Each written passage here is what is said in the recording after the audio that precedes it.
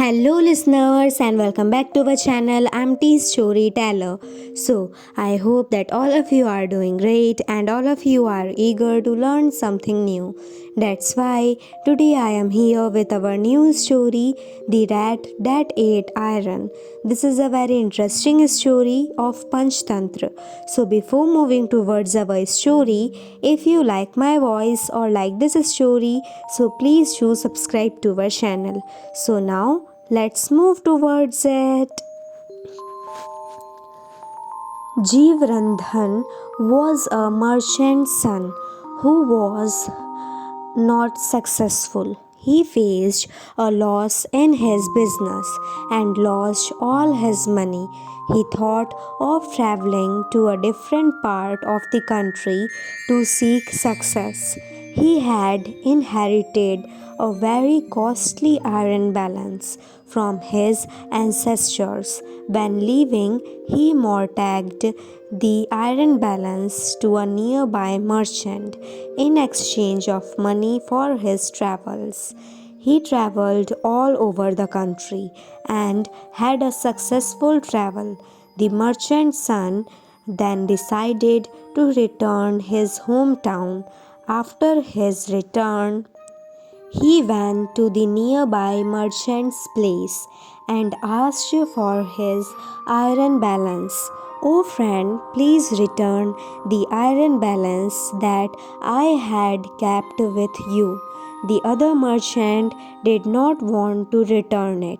He said, I do not have it anymore. We have a problem with rats. The rats are eating up everything. They have eaten up your iron balance too. At once the merchant's son knew the truth. He replied, if the rats have eaten it up, there is nothing that you can do. Anyway, nothing can last forever. He continued, I am eager to go for a bath in the river. Please ask your boy to help me carry my belongings and to look after them while I take my bath. The other merchant agreed and called his son. Son, this is your uncle. Please accompany him to the river and keep watch so that none of his belongings get stolen. So the merchant's son and the boy went to river. After he had taken a bath, the merchant's son took the boy to a nearby cave. He kept the boy inside the cave and blocked the entrance of the cave with a big rock. He then returned to the other merchant's place. When the other merchant saw his friend returning alone, he asked, where is my boy? Why have you returned alone? The merchant's son replied, I feel sorry for you. When I was taking my bath, your boy was standing on the bank.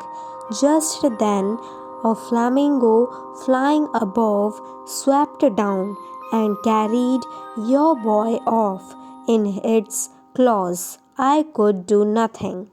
On hearing this, the other merchant got angry. He said, you are a liar. A flamingo can never carry a boy as big as him in its claws. I shall complain about you to the village elders. At once, the other merchant dragged the merchant's son to a nearby village elder and started complaining. The other merchant said, he is a disgraceful man who has kidnapped my son. The village elder instructed, how can you do this? Return his son to him immediately. But the merchant's son was unmoved. He said, there is nothing that I can do.